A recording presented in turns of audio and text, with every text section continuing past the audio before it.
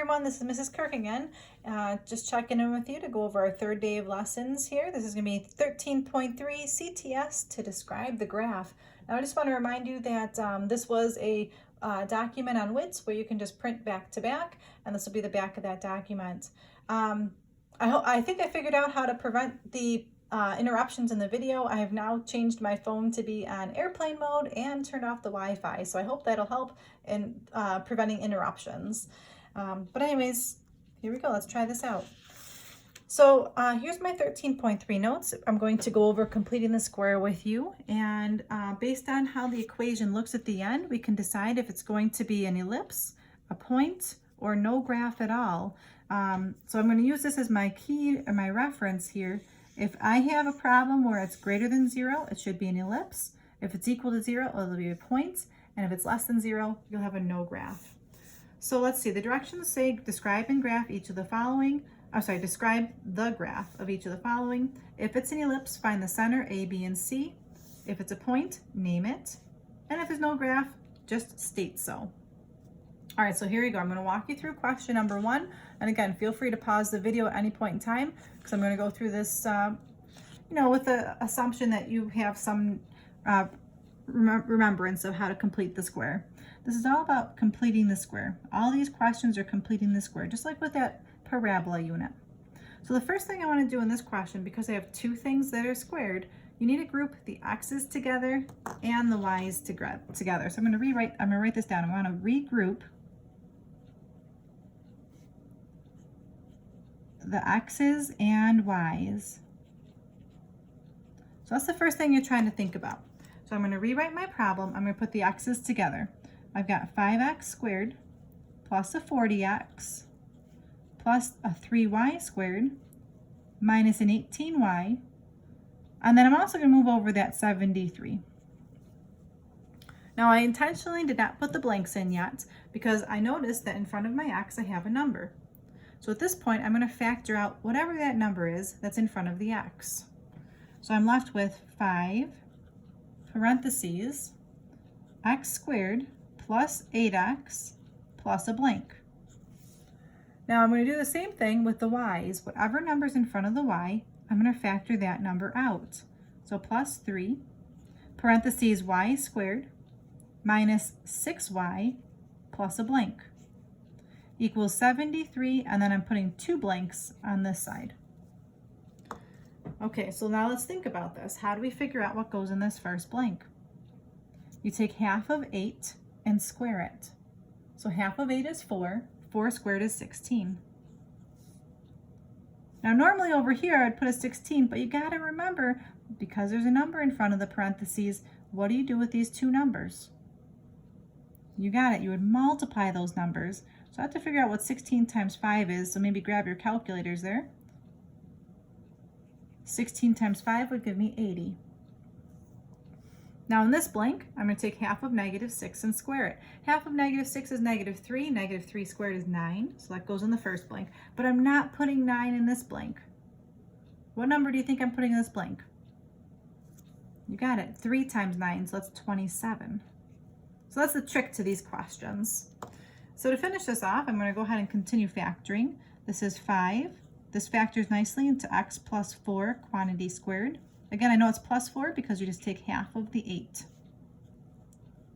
Plus 3y, I'm just going to take half of the -6, so it's a minus 3 squared.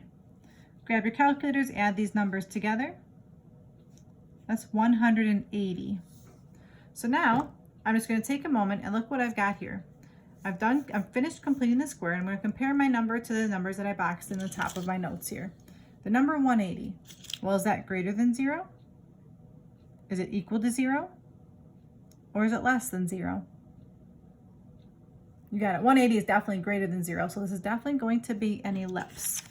So I have to finish this off. Well, wait a second. If this is going to be an ellipse, this does not look like any ellipse equation that I've been graphing the past 2 days. The ellipse equations that I've been graphing are all equal to 1. So now you want to think about, how can I get this equal to 1? Okay, you got it. Divide by 180.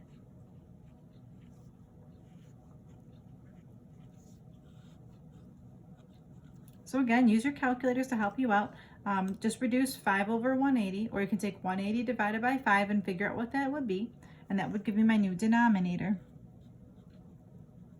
So maybe pause your video and divide that out. That's 36. Do the same thing with the y's. I've got y minus 3 quantities squared. What's 180 divided by 3? 60 equals 1. So I'm going to go ahead and box this in. This is the equation of an ellipse, the way that I'm used to looking at them. And then based on the directions here, it says if it's an ellipse, find the center, find A, B, and C. So now would be a great time to pause the video and quiz yourselves to see if you really know how to find these few things. And then once you think you've got it, unpause the video. The center is -4, 3, just from the parentheses. A is always the bigger denominator. In this case, it's 60, so radical 60. B is the smaller denominator. The square root of 36 is 6. To figure out what C is, I'm using the Pythagorean theorem. A squared is equal to B squared plus C squared.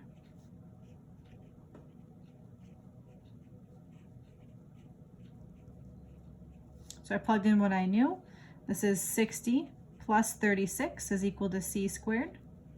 That leaves me with, what did I just do? I put all these pluses in this question. I just realized there's supposed to be an equals here and a plus here.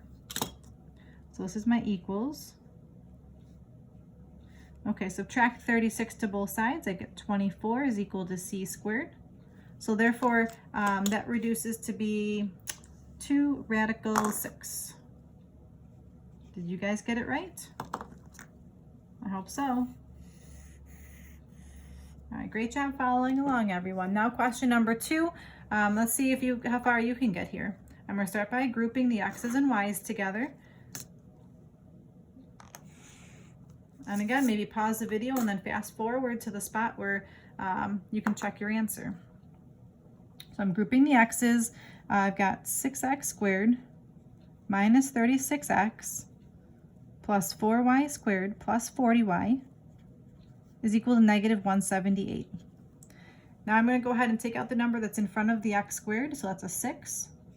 And I've got x squared minus 6x plus a blank. Then I'm taking out the number that's in front of y squared. In this case, it's a 4. So plus 4 parentheses, y squared plus 10y plus a blank. On the right-hand side, I got -178 and 2 blanks. To fill in the first blank, I take half of 6 and square it. Half of 6 is 3. 3 squared is 9. Then I multiply 9 times 6 to give me 54. On this side, I take half of 10 and I square it. So let's see, half of 10 is 5. 5 squared is 25. Then I take 4 times 5 to give me 100. The 6 comes down. I'm factoring this into a parentheses. This is x minus 3 squared. I know it's a minus 3 because I take half of the middle number. Plus 4, this side becomes y plus 5 squared. Again, half of that middle number. I add all these numbers up together and I get -24. So now I pause and I take a look at the scenarios up on top. I got something equal to a -24. So which scenario is it?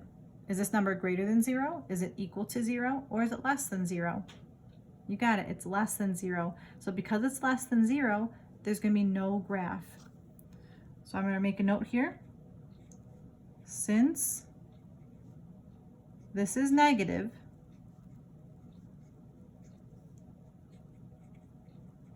there is no graph. And that's all you have to do for question number 2. All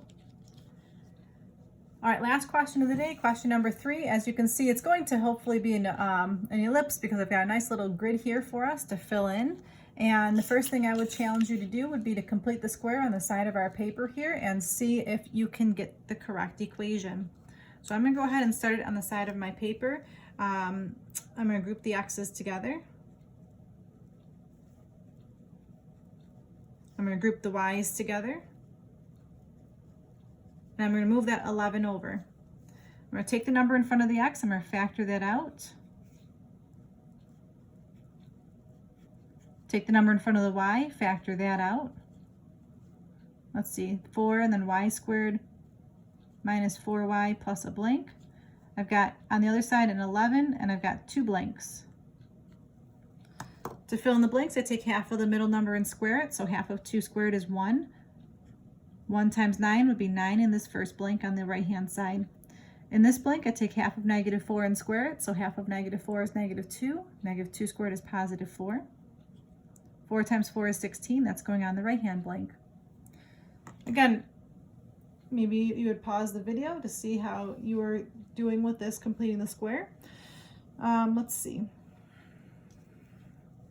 I've got a 9. This factors nicely to x plus 1 quantity squared. This is a 4. This factors nicely to be y minus 2 quantity squared.